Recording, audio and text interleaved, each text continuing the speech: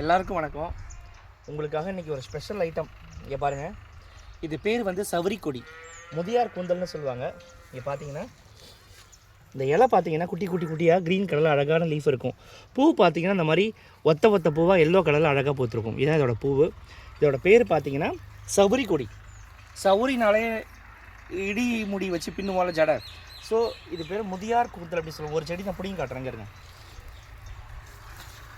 இதை பார்த்தாலே நம்ம ஒரு ஜவுரியை கையில் வச்சு வருடுற மாதிரியே இருக்கும். ஜவுரி வச்சு பின்னுவோம்ல, ஜவுரி வச்சு பின்னுற மாதிரியே இருக்கும். இது ஆக்சுவலாக சின்ன செடி, இதில் இன்னும் லாங்காக இருக்குது, கொத்தாக இருக்குது. ஒரே ஒரு செடி தான், இது ஒரு வேறு தான் இருக்கும், ஒரு ரூட்டு தான் இருக்கும். பட் இதோட கிளை பார்த்தீங்கன்னா இப்படி இப்படி இப்படி இப்படின்னு ஃபுல்லாக ரவுண்ட் ஷேப்பாக ஃபுல்லாக படர்ந்துருக்கும். ஆக்சுவலி இது வந்து ஒரு களைச்செடி தான். இதில் அவ்வளோ பெனிஃபிட்ஸ் இருக்குது. முக்கியமாக பெரிய பெரிய பிராண்டோட ஹேர் ஆயில்ஸ்லாம் பார்த்தீங்கன்னா இந்த ஜவுரி கொடியோட இலை இருக்கும். இது நம்மளே ரெடி பண்ணலாம். இந்த இலையை அப்படியே உருமுனிங்கன்னா அழகாக வரும், பொடி பொடி இலையாக வரும்.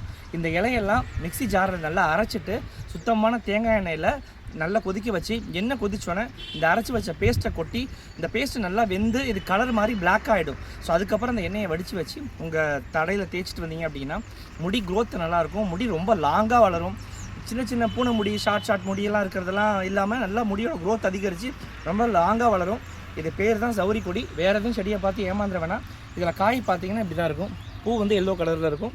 இது ஆக்சுவலாக ரொம்ப சின்ன செடி, எனக்கு பெருசு கிடைக்கல. இன்னும் பெருசு எடுத்திங்கன்னா கொத்தாக இருக்கும். இப்படி வச்சிங்கன்னா கையில் அப்படி பிடிக்கவே முடியாது, அவ்வளோ அடர்த்தியாக இருக்கும், நல்லா லாங்காக இருக்கும். பார்த்துக்கிட்டிங்களா? சரி, இன்னொரு வீடியோவோட பார்க்கலாம். Bye bye.